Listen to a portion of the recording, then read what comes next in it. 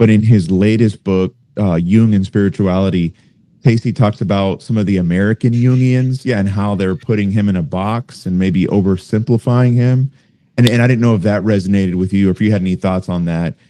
Well, I think what makes Tacey frustrated with particularly Tacey, like his take on why the American Jungians are bad, is that they, and I have talked with him about that a little bit off mic, but like they both sanitize Jung and take away kind of the real rawness of it, and at the same time, they like overly literalize him. I think the beauty of that stuff to me is that, Jung was a thinker who made like a really good map of the soul phenomenologically. And then that map is now being validated by a lot of neurology. And just like we always do, I mean, maybe some of that is being American, but a little bit more of it is probably being human.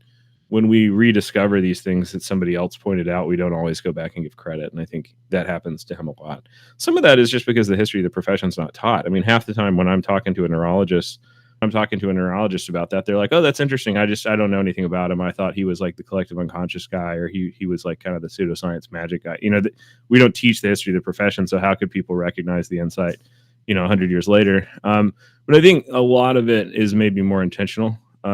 Like there's a lot of people that I complain about a lot, that are big academic writers, but the kind of academics that I don't really like. And they'll like, it was trendy basically in the 90s to put solution focused or brief or time limited in front of every model, and to just try and make the fastest version of CBT that would make the insurance company the most money. And a lot of these academics jumped on the bandwagon for their career and really made fun of the unconscious and somatic medicine and anything that was depth as being pseudoscientific. And now we're looking more at like trauma, and a lot of people, the industry is moving more towards looking at polyvagal responses and these kind of deeper echoes of beneath cognition.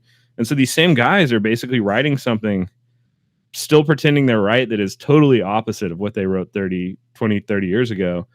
And I mean, the example I give a lot of time is there's like one guy that he wrote all these things like saying that the unconscious wasn't real, the subconscious wasn't real, there was no psyche soma, there were no, emotion is totally disconnected from somatics. I mean, the stuff that I think just on its face is kind of crazy, and then as soon as the trauma revolution comes back, now he's publishing books being like, oh, well, we know that there's primary, secondary, and tertiary levels of consciousness, and that the tertiary levels are more symbolic and biosomatic reactions to it. And you're like, oh, you mean like a fucking unconscious? Like, you can just you can just say I was wrong, but they can't, because they always have to be right. And so that, I don't know, that just kind of the silliness of academia, that, well, as long as I've cited all my sources, I'm correct, even though the paper that I'm writing now says the exact opposite of the thing that I wrote 15 years ago.